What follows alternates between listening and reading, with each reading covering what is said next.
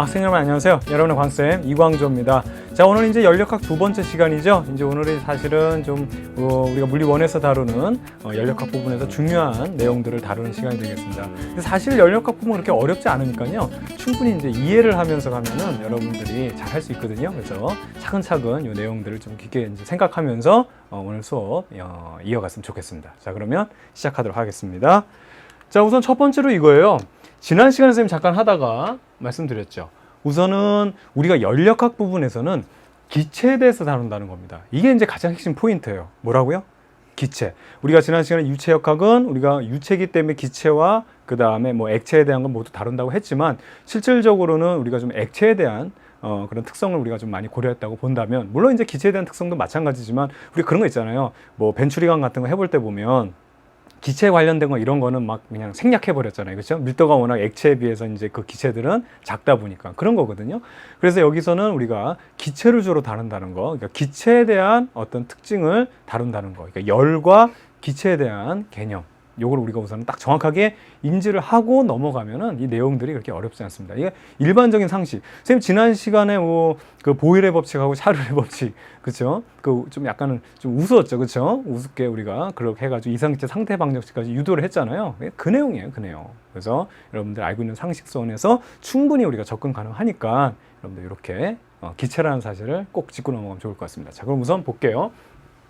기본적으로 이상기체라는 거죠. 그러니까 굉장히 아이디얼 게스라 그래가지고 말 그대로 이상적인 경우. 그래서 그 기체 내부 에너지인가 그 기체들이 가지고 있는 에너지를 보겠다는 겁니다. 쉽게 말하면.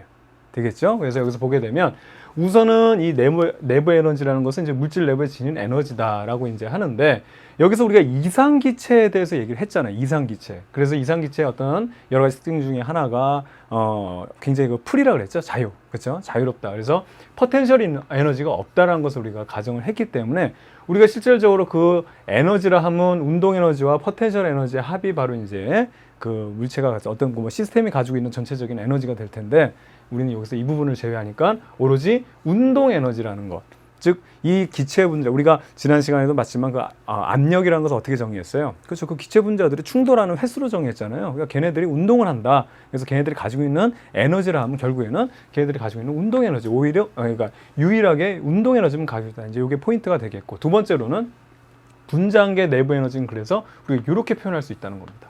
그렇죠? 운동 에너지는 2분의 3 KT 뭐 이렇게 해가지고, 중요한 포인트는 선생님 뭐라 그랬어요? 그렇죠. 운동 에너지는 결국에는 온도에 비례한다는 겁니다. 그러니까 온도가 높으면 높을수록, 쉽게 말하면 이 온도란 것은 뭐라 그랬습니까? 그 애가 가지고 있는 열 에너지의 어떤 척도라 그랬죠. 그 열 에너지를 얼마큼 가지고 있는지를 숫자로 나타내는 거기 때문에 걔가 열 에너지를 많이 가지고 있으면 가지고 있을수록 훨씬 더 운동을 많이 한다, 그 얘기예요. 에너지를, 열도 에너지니까 에너지를 많이 가지고 있으면 그만큼 운동 막 할 거 아니에요. 그렇죠? 예, 바로 이런 내용이죠. 그래서 여러분들 보면은 이런 거예요. 운동 에너지, 쉽게 말하면 에너지를 많이 가지고 있으면 운동을 많이 할 수밖에 없죠. 그래서 애들은 있잖아요. 애들은 우리가 이거 생각해 보면 뛰어다닐 수밖에 없어요. 그 뭐 5살, 뭐 4살, 뭐 이렇게 뭐 6살 이런 아이들은 걸을 수가 없어요. 왜냐하면 그냥 태어난 지 얼마 안 됐으니까 그냥 에너지 덩어리거든. 그러니까 걔네들은 그냥 막 뛰어다니는 거야. 그냥 뛰지 마 해도. 여러분도 마찬가지고 사실. 여러분들 막 뛰어다니니까 에너지가 넘쳐나는 거야. 애들이 이렇게 다 뒷짐지고 다니면서 막 걸어 다니면서 날씨가 좋군. 이거 안 어울리잖아요. 반면에 우리 어르신들은 오랜 기간을 살아오셨기 때문에 에너지가 많이 소진됐거든. 그러니까 이제 천천히 걸어 다니시는 거죠. 에너지가 없으니까. 그럼 뭐 여러분들 뭐 노인정 이런 데가 막 할머니, 할아버지들 막 막 이러면서 막 뛰어다녀요? 아니란 말이야. 이거. 그러니까 그 에너지를 많이 가지고, 쉽게 말하면 온도가 높을수록 운동 에너지는 크다. 이걸 이제 알아내는 게 쉽지 않았다 이겁니다. 자, 그 다음에 단원자 분자인 이상기체 내부 에너지는 우리가, 자, 내부 에너지를 우리가 U로 이제 나타내거든요. 그것은 2분의 3 NRT로 나타낸다라고 했습니다.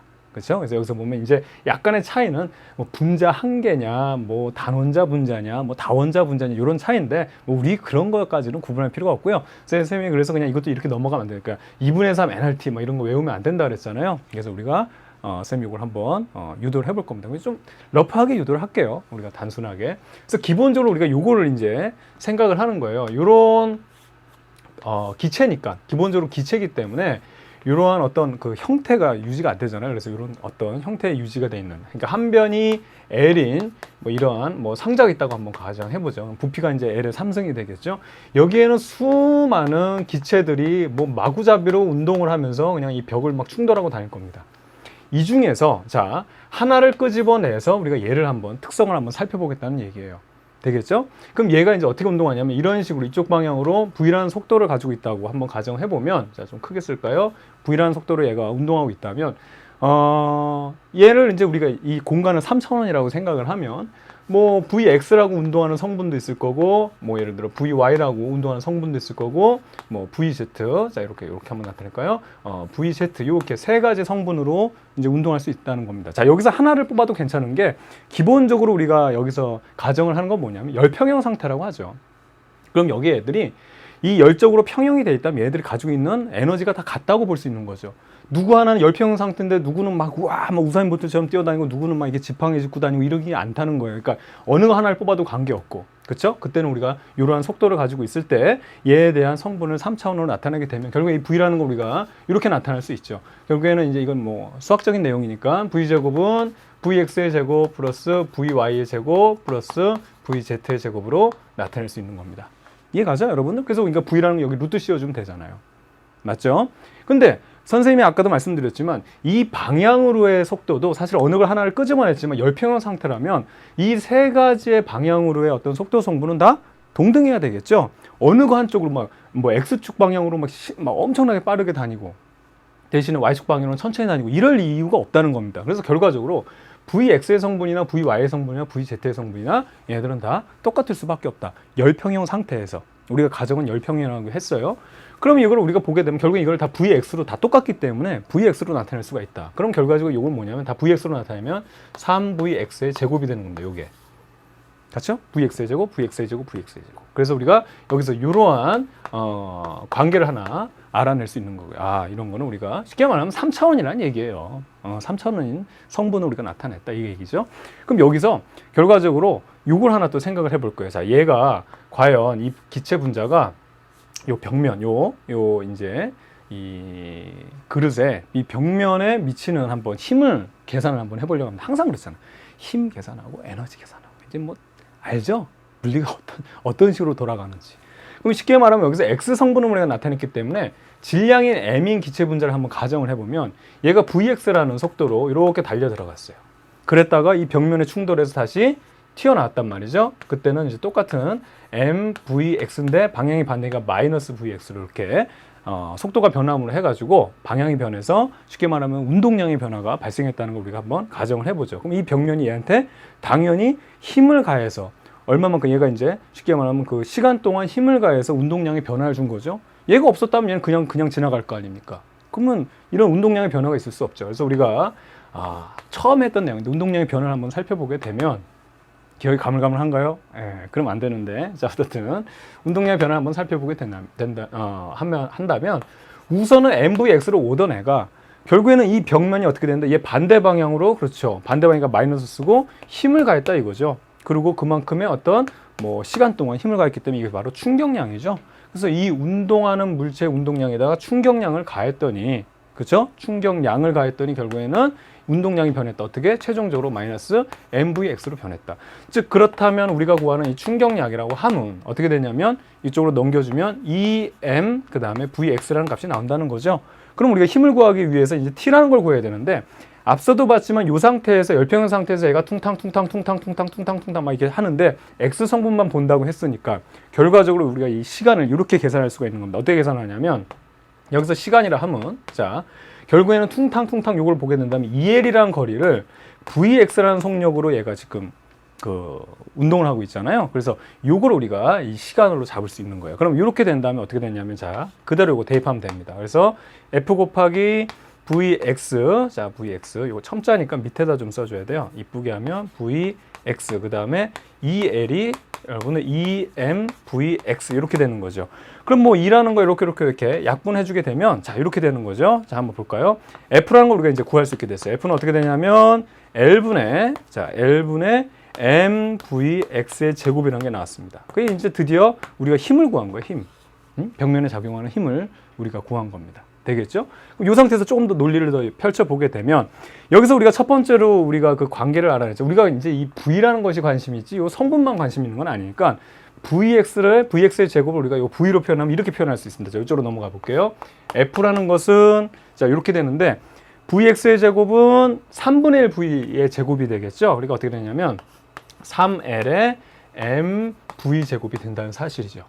됐죠? 근데 이제 여기서부터 이제 또 우리가 했던 것 중에 하나가 기체잖아요. 그럼 이거 힘을 안 나타내죠? 뭘로 나타내요? 이제 압력의 표현으로만 바꿔주면 된다 그랬죠. 그럼 이거는 어떻게 된다? PA가 되죠. F는. 그렇죠? 그것이 3분의 1 L분의 MV 제곱이라는 게 되는데 A라는 것은 아까도 봤지만 이러한 지금 이러한 용기 속에 담겨 있는데 각각이 다 L, 여기도 L, 여기도 L이기 때문에 면적은 L 곱하기 L이니까 이게 뭐가 됩니까? 그렇죠. 이것이 A라는 것이 면적은 L 제곱이 되겠죠. 됐습니다. 그럼 이거 어떻게 쓸 수 있냐면 PL 제곱은 어떻게 되냐면 3분의 1의 LMV 제곱이 돼요. 근데 여기 L을 이쪽으로 양변을 곱해줘 버리면 어떻게 되냐면 이것이 바로 자 보세요. 자 요거를 PL의 3승은 뭐가 되죠? PL의 3승은 3분의 1의 MV 제곱이라는 것이 되죠. 됐죠? 자 L의 3승은 뭐예요? 부피잖아요. 이제 됐어요. 끝났어요. PV라는 게 나오는 거예요. PV가. 그러면 여기서 3분의 1 MV 제곱인데 이 MV 제곱하면 느낌 오는 거 없어요? 우리가 지금 뭐 구하려는 거 결과적으로 힘 구했으면 이제 뭐 구해야 돼 우리는? 에너지 구해야 되겠잖아요. 그럼 여기 MV 제곱이라는 거 있으면 여러분 딱 떠오르는 게 뭐가 있어야 돼? 운동 에너지 나와야 되잖아요. 운동 에너지 만들어주겠다 이거. 근데 2분의 1이 아니잖아요. 그럼 어떻게 된다? 그렇죠.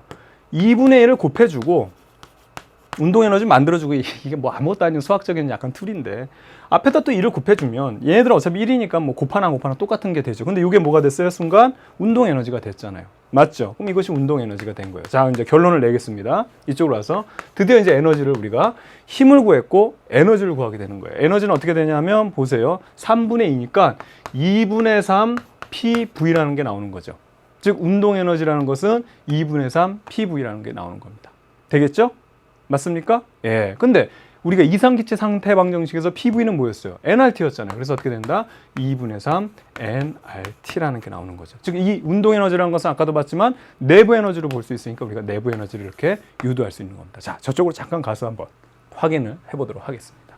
그렇죠? 그래서 우리가 보면 이상기체의 내부 에너지는 2분의 3 nRT라는 게 나왔죠? 자, 뒤로 가서 다시 보게 되면 우리가 이런 식으로 해서 유도를 한 거예요. 됐죠? 그럼 아까 봤던 그 분자한계 내부 에너지라 해가지고 여기 뭐 EK는 2분의 3 KT라고 돼 있는 거 이건 뭐냐? 이건 뭐냐? 뭐 분자 뭐 이런 거 신경 쓰지 말고 요 NR이라는 것을 이거 뭐 우리 몰수랑 이거 기체 상수라 했잖아요. 그냥 이거를 이것도 상수 처리하자 이거죠. K로 상수 처리하자. 선생님이 러프하게 유도한다 그랬잖아요. 이거 상수 처리해버리면 그냥 K 넣어버리면 되는 거예요. 됐죠? 결과적으로 어떻게 된다? 이 운동 에너지라는 것은 뭐다? 온도에 비례한다. 또 하나, 내부 에너지라는 건 뭐다? 온도에 비례한다. 그러니까 이 에너지, 열 에너지를 많이 가지면 가질수록 운동 에너지가 커진다. 그 운동 에너지 커진다는 얘기는 그만큼 내부 에너지를 많이 가지고 있다. 바로 이러한 내용이 되는 겁니다. 되겠죠? 네, 좋습니다. 이렇게 해서 우리가 이 내용을 이제 이어갔고요. 선생님 좀 칠판을 정리하면서 계속 다음 내용 이어가도록 하겠습니다. 간단하죠? 네, 이래요. 선생님 근데 왜 이렇게 뒷부분에 갈수록 자꾸 이렇게 유도를 많이 해주세요? 예, 다 이유가 있어서 그렇다 그랬죠? 예, 이제 마무리할 때가 다 됐기 때문에 선생님 더 일부러 막 유도를 다 해주고 있습니다. 뭐 언제는 유도 안 했습니까? 예, 물론 그렇긴 하지만 예, 어떻든 그래요. 됐죠? 이제 뭐 여기 눈에 좀 들어올 거예요. 자, 그러면 다음 내용 볼게요. 자, 드디어 이제 연력학 1법칙에 대해서 살펴볼 건데 자, 열칼 1법칙은 에너지 보존 법칙이에요. 그래서 중요한 거는 우리가 여기 안에 들어있는 기체를 기준으로, 이상기체를 기준으로 생각하기 때문에 기체를 중심으로 생각해라 이거죠. 그래서 여기서 보게 되면 Q라는 열량을 예를 들어서 이 열량을 만약에 받았다고 한다면 그 열량이라는 것은 이 기체의 내부 에너지의 증가량, 이 변화량이죠. 증가량, 그리고 일을 한다는 의미예요. 이게 무슨 얘기냐? 이게 무슨 얘기냐? 선생님 이쪽에서 그림을 좀 한번 그리고 살펴보도록 하겠습니다. 자, 이쪽으로 한번 보게 되면 이러한 용기가 있는데 이건 이제 뭐 우리가 이제 공간이라고 해보죠. 조금 상상하기 끔찍한 일이긴 하지만 안에 있는 그 사람이 아니라 기체라고 생각을 해보자 이거예요. 자, 이 건물에 이런 공간 속에 사람이 있어요. 이제 기체입니다. 이게 기체인데 불이 났어. 그래서 열이 들어와. 그럼 여러분 어떻게 했어요? 이 상황에서. 그렇죠. 이 사람이 어떻게 된다? 내부 에너지가 증가하는 거예요. 열이 들어오니까 일반적인 경우에 뜨거워 하면서 자기의 뭐 그 열 에너지가 들어올 거 아니에요. 그래서 내부 에너지가 증가하고 그다음에 이 사람 어떻게 해야 돼요? 빠져나가야 될 거 아닙니까? 빨리 여기를 탈출해야 되겠다. 생각하니까 어떻게 된다? 그렇죠. 밀고 나온다는 얘기예요. 이렇게 이렇게 요만큼. 그래서 지금 이 사람이 이만큼 밀고 나왔다는 얘기는 뭘 한 거죠? 일을 한 거죠. 그래서 일을 했다 이 얘기예요. 되겠죠? 열 에너지가 들어왔다면 내부 에너지가 증가할 것이고 그 다음에 탈출하기 위해서 일을 할 것이다. 바로 이게 바로 기본적인 개념입니다. 되겠죠? 우리가 상식적으로 생각해 보면 여기 기체가 있는데 불 떼주면 기체 온도 올라갈 거 아니에요. 내부 에너지는 온도라 그랬잖아요. 그리고 또 하나 얘들이 막 이제 온도 올라가게 되면 분자들의 운동 에너지가 활발해지니까 부피 팽창할 거 아니에요. 그러니까 밀고 나온다 이거예요. 단순히. 그걸 뭐 이렇게 어렵다고 생각해? 당연한 거지, 당연한 거. 이해갑니까? 바로 요 내용. 그래서 이걸 우리가 이렇게 표현한 거예요. 그러니까 요 지금 선생님이 얘기한 화재의 어떤 그 상황, 요걸 조금 이해해 두면 연력학 법칙은 너무나 쉽습니다. 실제로는 이런 게 일어나면 안 되겠지만 어쨌든 이런 내용이에요. 자, 그래서 이걸 우리가 어떻게 생각하냐면 이 열량이라는 거, 쉽게 말하면 열의 양이죠. 이것이 들어왔을 때 우리가 이제 플러스로 잡습니다. 그래서 기본적으로 플러스로 잡아서 열이 들어오면 일부는 일반적인 경우 이것도 이제 다 따로 나눠서 생각해 볼 건데 일부는 내부 에너지가 증가가 되고 그 열 중에 일부는 뭐 일하는데 기체가 부피 팽창해서 일을 하는데 쓰인다. 바로 요 내용이 되겠죠. 됐죠? 자, 그럼 여기서 중요한 포인트 중에 하나가 여기 약속이 좀 중요해요. 이 열량이라는 것이 플러스라고 하면 이걸 우리가 흡열이라 그래요. 쉽게 말하면 화재가 난 겁니다. 그래서 이 공간 속으로 열이 들어오는 거예요. 이걸 흡열이라 그래요. 반대로 얘가 마이너스라는 것은 발열이라 그래서 열이 빠져나가는 겁니다. 아시겠죠? 이걸 조금 알아둬야 돼요. 발열이 되겠어요. 발열 나가는 거고. 자, 내부 에너지요. 델타 U라는 게 플러스라는 것은 결과적으로 이 내부 에너지가 증가했다는 내용이 되는 겁니다. 내부 에너지가 증가했다는 얘기는 이걸 우리가 이렇게 받아들여야 돼요. 온도가 증가한 겁니다. 되겠죠? 온도가 증가한 거예요. 내부 에너지 증가했다는 얘기는 요게 바로 요 얘기와 요 얘기는 똑같은 얘기가 되겠고요. 자, 그 다음에 이 내부 에너지가 마이너스, 요 증가량이 마이너스라는 것은 얘기는 뭐냐면 내부 에너지가 감소했다는 얘기예요. 감소했다는 얘기고 결과적으로 원래 있던 것보다 이제 감소했다 그래서 마이너스라는 값이 됐기 때문에 여기는 온도가 떨어졌다 이런 얘기가 되겠고 여기서 여러분들 또 많이 혼동하는 것 중에 하나가 1이라는 게 플러스라는 얘기를 하게 되면 1이라는 게 플러스라는 얘기를 하게 되면 이제 이게 뭘 의미하는 거냐면 일을 한 겁니다. 기체들이. 플러스가 일을 한 거예요. 그래서 이거를 일을 했다고 얘기하는 거예요. 그냥 밀고 나가는 걸 얘기하는 겁니다. 이해가죠? 그래서 이걸 우리가 뭐냐면 팽창이라고 해요. 팽창. 당연하지. 아까 얘기했잖아요. 불 떼주면. 됐죠? 예, 팽창하지. 반면에 마이너스라는 거는 이쪽에서 내가 일을 해준 거. 그러니까 내가 사람이 이 기체에 대해서 이게 쉽게 말하면 벽이 밀려 들어오는 거야. 그럼 진짜 비참한 거잖아요. 그렇죠? 막 화재는 났는데 벽이 만약에 밀려 들어왔다 이러면. 그래서 이거는 어떻게 되냐면 일을 받은 거예요. 일을 마이너스면 일을 받았다고 얘기하는 거예요. 받음. 항상 기체 입장에서 그럼 여기서 어떻게 되냐? 수축이 된다는 사실입니다. 수축. 되겠죠? 그래서 여기서 중요한 거는 1이라는 거는 어떻게 된다? 압력 곱하기 델타 V다. 그렇죠? 그래서 부피 변화가 있어야지만 일을 하는 거다. 여기서 지금 이렇게 해서 밀고 나가면 일을 했어요, 안 했어요? 한 거죠? 밀려 들어간 건 뭐예요? 일을 받은 거예요, 기체가. 근데 부피 변화가 없으면 어떻게 된다? 부피 변화 자체가 없으면 얘가 0이라면 어떻게 된다? 일을 하지 않는다는 거죠. 그렇죠? 이것도 선생님이 지난 시간에 유도했잖아요. 기억 안 나요? 외우지 말고 W는 P 델타 V 외우는 게 아니라 이거 당연하지. 자, 보세요. 결과적으로 1이란 거는 뭐예요? 우리 맨날 지금까지 했던 거. 힘을 가해서 얘가 S만큼, 이만큼 밀어서 나갔다 이렇게 해보면, S만큼, 이만큼 밀려서 나갔다고 한다면, 결국에 1이라는 거는 FS잖아요. 근데 이건 기체에 대한 내용이니까 뭘로 바꾼다? PA는. 그쵸? 요거. F를 우리가 PA로 바꾸는 거죠. 자, 여기를 압력 곱하기 면적 곱하기 S인데, 요거 면적 곱하기 S가 뭐예요? 이게 부피잖아요, 부피. 그래서 이게 어떻게 되냐? PV가 되는 거예요, PV가.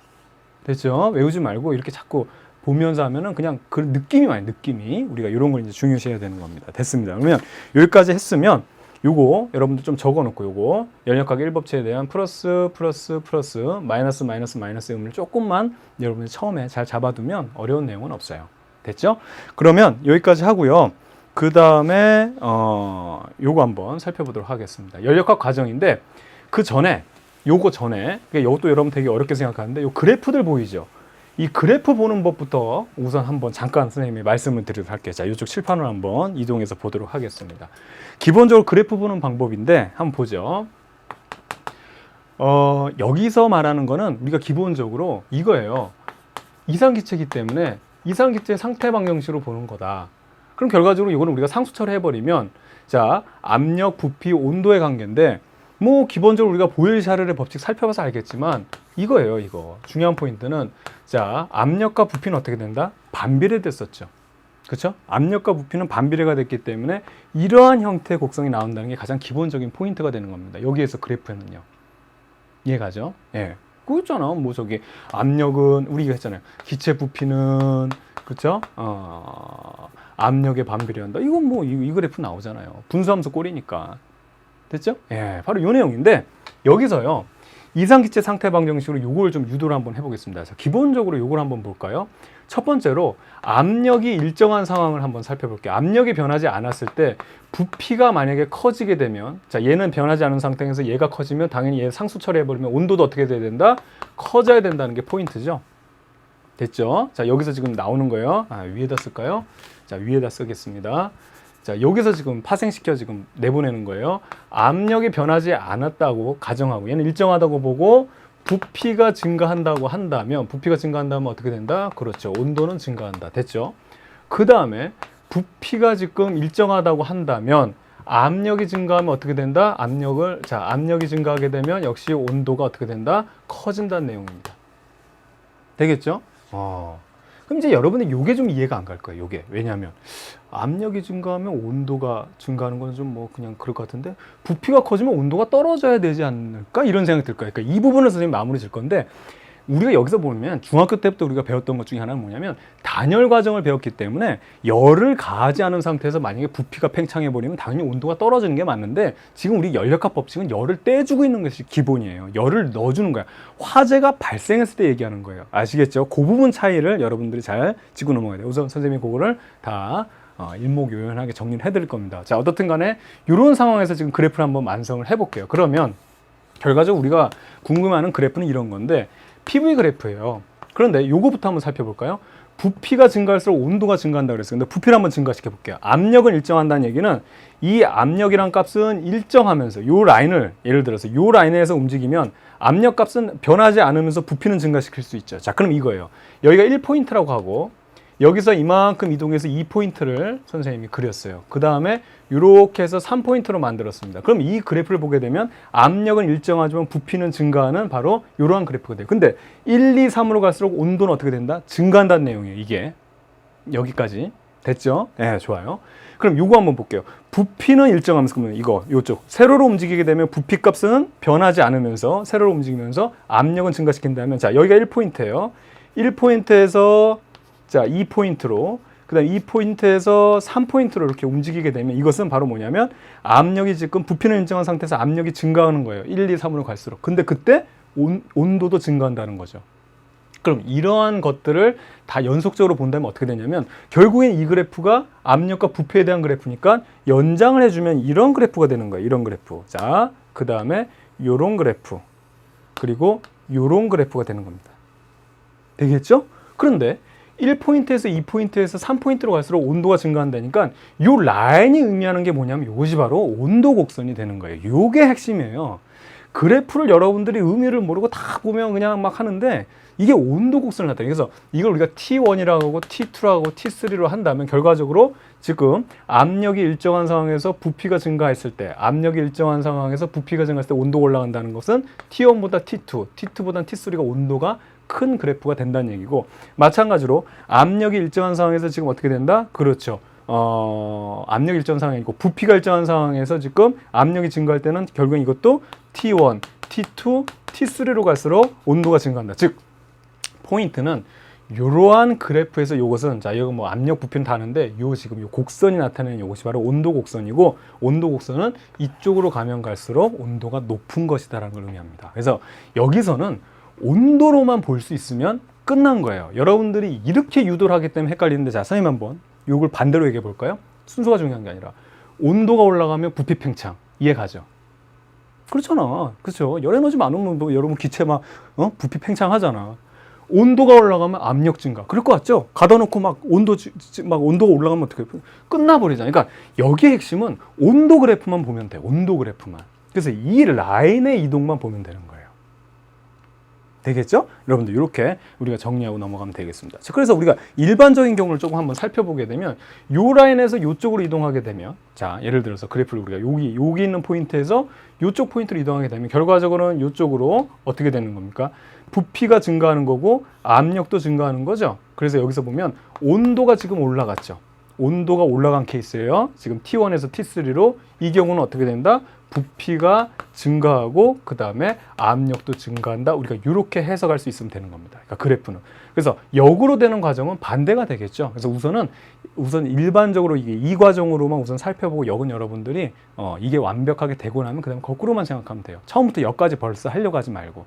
됐죠? 좋습니다. 그래서 우리가 이렇게 그래프 보는 것까지 살펴봤습니다. 그러면 실질적으로 우리가 연력학 과정을 살펴볼게요. 그러니까 이건 이상적으로 이게 막 불 떼고 막 불나고 막 탈출하고 이런 막 그 아비규환의 현장을, 그죠? 우리 이제 쉽게 말하면 기체 입장에서 아비규환이지. 막 불났는데 막 건물에 불났는데 어떻게 탈출하고 막 이런 아비규환의 현장을 우리가 부분으로 나눠서 보겠다는 겁니다.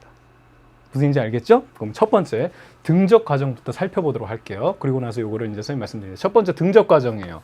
자, 등적이라는 것은 부피가 일정하다는 얘기입니다. 자, 그래서 델타 V가 0이에요.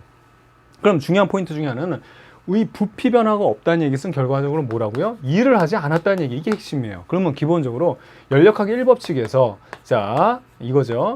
요 상황에서 자, 보세요. 얘가 지금 부피 변화가 없었다는 얘기는 일을 하지 않았다. 그럼 일이 0이라는 얘기면 얘가 지금 화재가 나서 들어오는 그 열량이 다 뭘로 쓰였다? 그렇죠.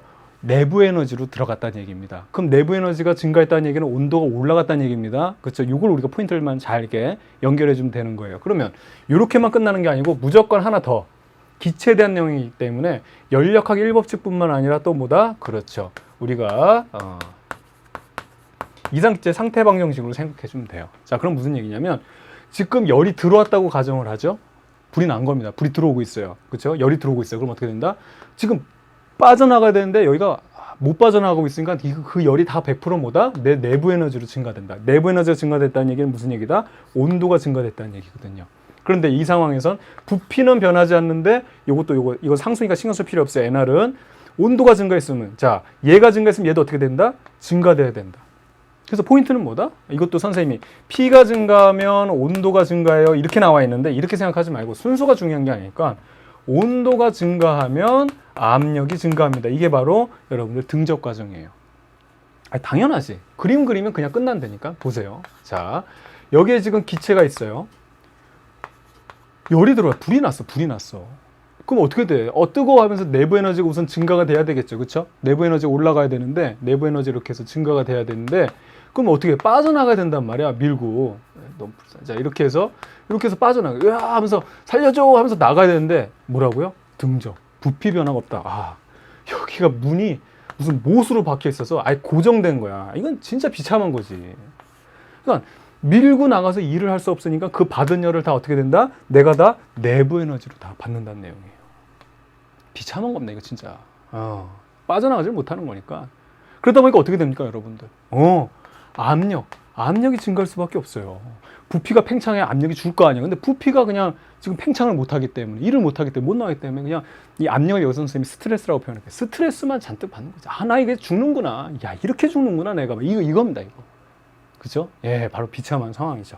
이걸 그래프로 나타내게 되면 이거죠. 자, PV 그래프에서 잘 보세요. 중요한 포인트 중에 하나는 등적 과정이니까 부피는 일정해야 돼. 그러면 요 라인에서 움직여야 되겠죠? 근데 압력이 지금 증가했죠. 자, 요거부터 이제 거꾸로 가볼게요. 요거는 왔다 갔다 할 수 있어야 돼요. 압력이 지금 1포인트에서 2포인트로 증가한 겁니다. 부피는 일정한 상태에서 압력이 증가했다. 맞죠? 그럼 이 상태에서 뭐다? 이것이 온도가 올라간 거라 그럽니다. 이게 왜 온도가 올라갔죠? 그렇죠. 여러분들 이걸 할 수 있어야 된다 그랬죠? 온도 곡선을 그려요. 온도 곡선을 이쪽으로 가면 갈수록 뭐다? 온도가 높은 거라 그랬잖아요. 그렇죠? 그래서 온도도 증가한다. 이해가죠? 그러니까 부피가 일정한 경우에 압력이 증가하면 온도는 증가한다. 이게 바로 이게 포인트입니다. 바로 등적의 포인트는 요거예요. 요것만 잡으면 돼요. 됐습니까?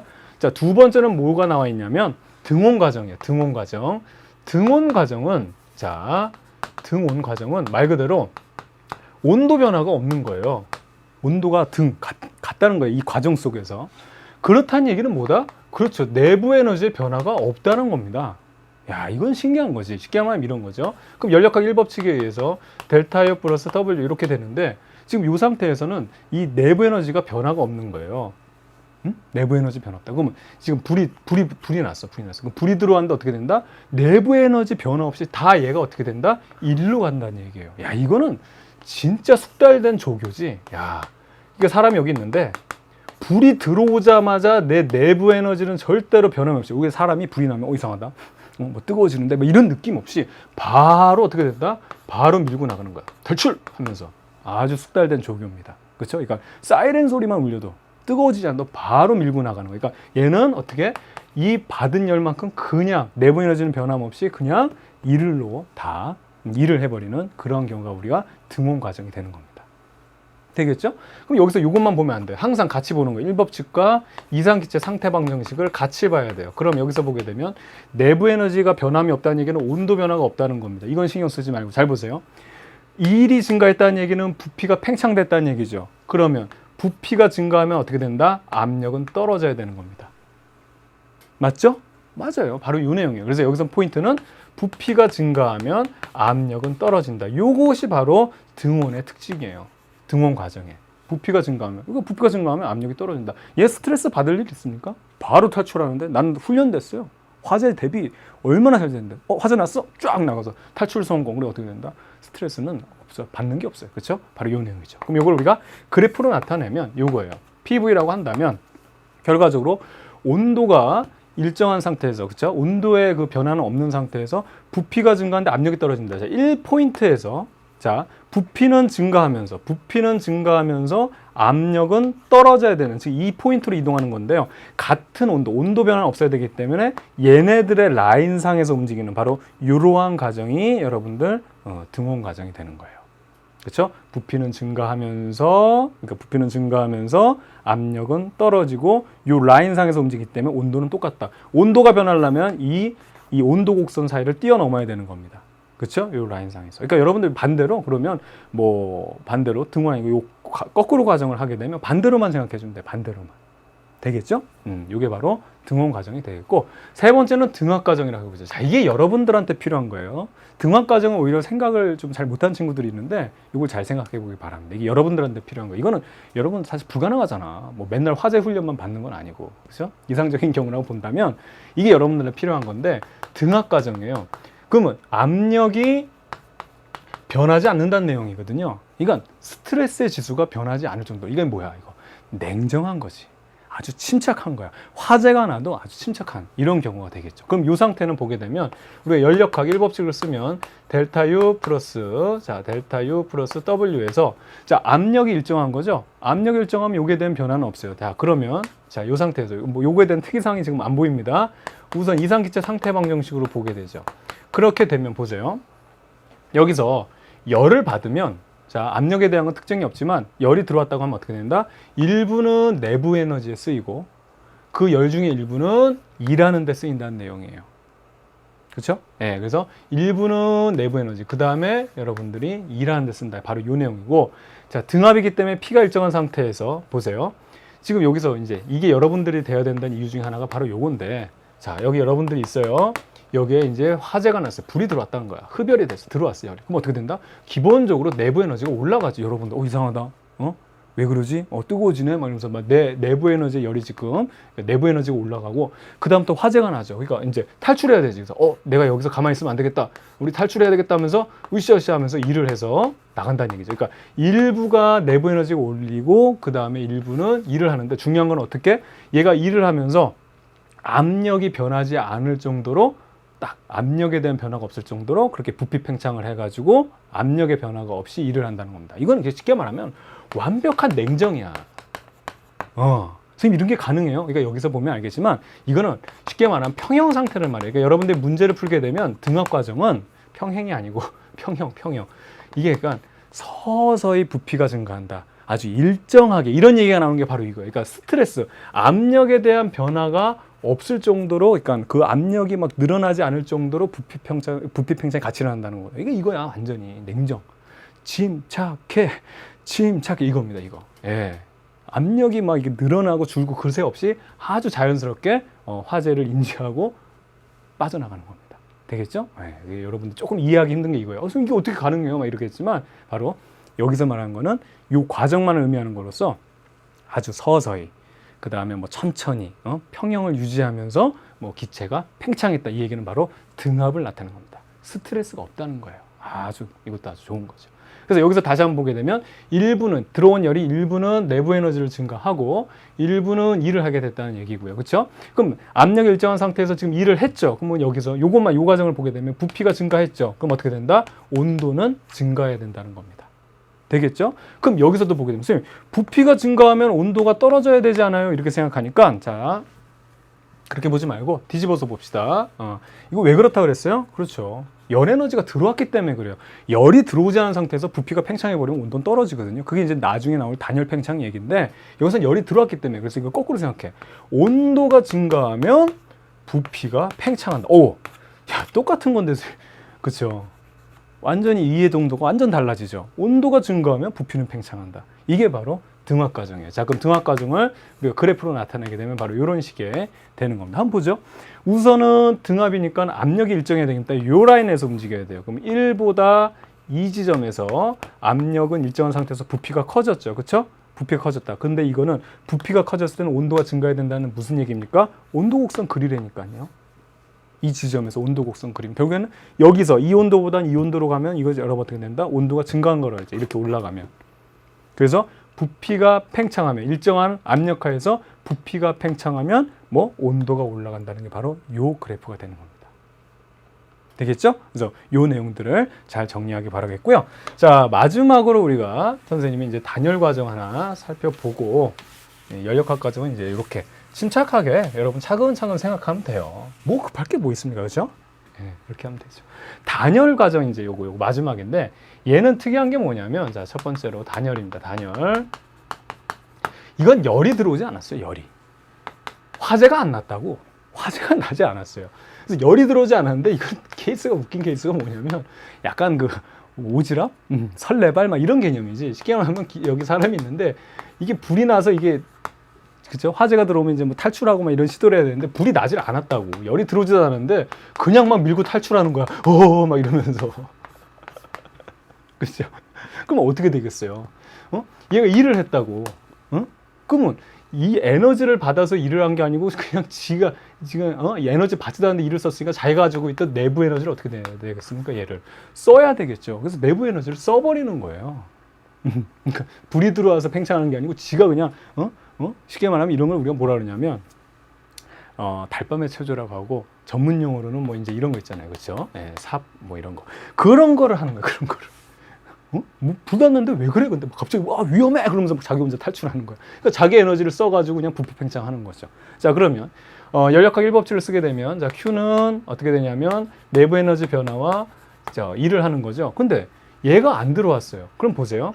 델타 U는 어떻게 쓸 수 있어요? 그렇죠? 마이너스 W죠. 그러니까 얘가 마이너스를 선생님 이쪽으로 붙여버릴게요. 얘가 플러스 1을 했어요. 얘가 1을 하면 어떻게 된다? 내부 에너지는 마이너스, 감소되는 거예요. 떨어지는 거예요. 당연히 지 에너지를 써서 얘를 밀어 제껴야 될 거 아닙니까? 이해가죠? 만약에 이제 그 다음에 반대로 뭐 1을 받게 되면 내부 에너지는 올라간다. 온도가 올라간다. 이제 그 얘기가 되는 거예요. 그래서 여러분 단열 팽창, 단열 압축이 바로 그건데. 자, 여기서 한번 보죠. 자, 두 번째, 그럼 여기서 끝나는 게 아니라, 그러니까 얘가 지금 이 상황에서는 지금 일을 했죠. 그럼 어떻게 된다? 내부 에너지는 떨어져야 되는 겁니다. 마이너스가 나올 수밖에 없어요. 그렇죠? 그러니까 온도가 떨어지는 거예요. 그럼 이상기체 상태 방정식에서도 한번 살펴봐야 되겠죠. 이상기체 상태 방정식에서 살펴보게 되면 어떻게 됩니까? 보세요. 자, 지금 이 상황에서 지금 보세요. 이 일을 했어요. 그럼 부피가 팽창했습니다. 밀고 나갔기 때문에. 맞죠? 그러면 온도가 지금 어떻게 됐냐면 떨어졌어요. 그러면 압력은 어떻게 돼야 됩니까? 압력은 얘 플러스고 얘가 마이너스예요. 그러면 압력은 어떻게 된다? 떨어져야지. 이해가죠? 그렇죠? 바로 이 내용이에요. 여기서는 중요한 포인트 중에 하나가 부피가 팽창하게 되면은 어떻게 됩니까, 여러분들? 그렇죠. 온도가 떨어지고 압력이 떨어지는 게 바로 여러분들 이것이 바로 단열 과정의 특징이 되는 겁니다. 그래서 여러분들 이걸 배웠어요. 단열 팽창에 대해서는. 그래프 한번 그려볼까요? 우선 자, 그래프를 그려보게 되면 PV라고 한다면 결과적으로 부피가 팽창하고 있어요. 그럼 부피는 이쪽 라인으로 가게 되겠죠. 그렇죠? 이쪽 라인으로 가고 압력은 또 떨어져야 된다. 그럼 이렇게 되면 요 포인트를 잡으면 이렇게 떨어지면 되겠네요. 그럼 보세요. 압력은 떨어지고 부피는 증가하는 이런 포인트죠. 그러면 온도가 떨어져야 된다. 이건 무슨 얘기입니까? 무슨 얘기예요? 바로 요거죠. 이런 온도 곡선을 그리게 되면 이쪽 온도에서 이쪽 온도라는 것은 온도가 떨어진 거죠. 그렇죠? 그래서 이게 바로 단열 과정이에요. 부피가 이쪽으로 팽창하고 압력은 떨어지고 온도는 떨어졌다. 바로 이 내용이 되겠죠. 그래서 여러분들이 단열 팽창은 중학교 때 배웠어요. 열을 가하지 않았을 때 부피가 팽창하면 온도가 떨어진다고 그랬죠. 이게 여러분들 그 구름 만들어지는 쉽게 말하면 원리잖아요. 열을 가지고 있다가 그 이슬점이라는 게 있잖아요. 이슬이 만들어지는 온도예요. 쉽게 말하면 여러분들 그 수증기가 온도 떨어지면 물 됐다가 더 온도 떨어지면 얼음 되잖아요. 이게 상태 변화를 하는 그 기점인데 수증기 상태로 있다가 온도가 떨어지다가 물이 되는 그 온도까지 떨어지면 얘가 물방울이 만들어진다 이거죠. 그렇죠? 그게 바로 뭐냐면 바로 이건데 공기가 여기 이 상황에서 바닥에 있다가 여러 가지 원인으로 의해서 뭐 지형에 의해서 올라갈 수도 있고 뭐 어떻든 간에 얘가 올라가게 되면 순간적으로 여기는 기압이 낮죠. 위쪽은. 처음 듣는 얘기입니까? 물속에다가 막 머리 기둥 막 이거 막 3시간 동안 막 이거 했잖아요. 맞죠? 그쵸? 기압이 낮으니까 얘가 순간적으로 팽창을 해버리는 거야. 그쵸? 팽창을 하니까 어떻게 됩니까? 온도가 떨어지니까 떨어지다가 이슬점을 만나면 얘들이 물방울들이 만들어져서 구름이 만들어지는 거죠. 되겠죠? 그게 바로 단열 팽창인 겁니다. 그래서 여러분들이 앞에 봤던 등적, 등온, 등압에 대한 특징 중에 하나는 열 에너지를 넣어주는 기본 상황이고 요거는 열 에너지를 넣어주지 않았을 때 팽창되면 온도 떨어진다는 내용이에요. 그래서 아까 같은 경우는 여러분들 그 온도 쉽게 말하면은 그 뭐죠? 부피가 팽창하는데도 온도가 올라가는 경우 있었잖아요. 그렇죠? 그거는 열 에너지를 넣어주기 때문에 그런 거죠. 되겠습니까? 네, 좋습니다. 그럼 이렇게 하고요. 이건 실험 간단하게 할 수 있어요. 단열 팽창은. 자, 한번 해볼까요? 뭐 많이 하는 건데 입을 크게 벌리고, 자, 입을 크게 벌리고 손바닥 대고 한번 하 해보세요. 이렇게. 그럼 어때요? 따뜻해요. 따뜻하죠? 근데 이거를 입을 조그맣게 열고 불어보세요. 이렇게 후후. 그럼 차갑죠? 그러니까 두 번째 경우가 단열 팽창이에요. 실제로 우리 체온에 있는 이 지금 기체라는 것은 우리 폐를 거쳐서 나왔기 때문에 어느 정도 우리 체온 때문에 좀 따뜻해지는 상황이 맞아요. 그래서 따뜻한 상태로 나오는 게 맞거든요. 그래서 입을 크게 벌리면 이 입을 여쌤이 이렇게 그리면 여기서 그냥 이 공기들이 빠져나오죠. 기체들이 빠져나오면서 그렇게 크게 팽창할 일이 없어요. 근데 입을 조그맣게 해놓고 나오면 이 상태에서 이렇게 나오다가 갑자기 이 부분에서 팽창을 해버리는 거예요. 응? 여기에 이제 기압이 낮으니까 여기가 팽창을 하면서 순간적으로 팽창을 해버리니까 어떻게 된다? 온도가 떨어지는 거죠. 그래서 이걸 우리가 실험해보기 위해서 후 할 때 그냥 하지 말고 손가락을 잡고요. 당겨보세요. 어디까지 하면 이 입 가까이. 지금 차가워요? 입 가까이선 따뜻합니다. 그러니까 쉽게 말해서 처음부터 따뜻한 게 나온 게 맞다는 얘기예요. 그러다가 입이 나오는 이 순간부터 애들이 단열 팽창을 해가지고 온도가 떨어졌다. 바로 이 내용이 되는 겁니다. 되겠죠? 예. 바로 이 내용이에요. 그래서 이것이 열역학의 단열 과정이 되겠다. 자, 그럼 우리가 그래프 보는 거를 이제 마지막으로 해석을 한번 해보도록 하죠. 자, 열역학 1법칙에서 우리가 그래프를 한번 확인해 볼까요? 자, 간단합니다. PV 그래프에서요. 자, 여기가 선생님 어디로 할까요? 그렇죠. 여기부터 해볼까요? 여기가 1포인트, 그 다음에 여기가 2포인트, 여기가 3포인트, 여기가 4포인트라고 해볼게요. 1포인트에서 2포인트로 변하고 2포인트에서 3포인트로 변하고 3포인트에서 4포인트, 4포인트에서 1포인트로 변하는 이러한 과정을 한번 살펴볼게요. 중요한 포인트는 뭐라고요? 1포인트입니까? 2포인트입니까? 3포인트. 그게 아니라 포인트가 뭐가 중요해요? 여기서 중요한 건 뭐야? 핵심은? 그렇지. 안 그려져 있지만 온도 곡선만 그릴 수 있으면 여러분들 끝난 거라고요. 온도 곡선만 그릴 수 있으면 여러분 끝난 거예요. 그러면 1포인트에서 2포인트로 가는 과정을 한번 볼까요?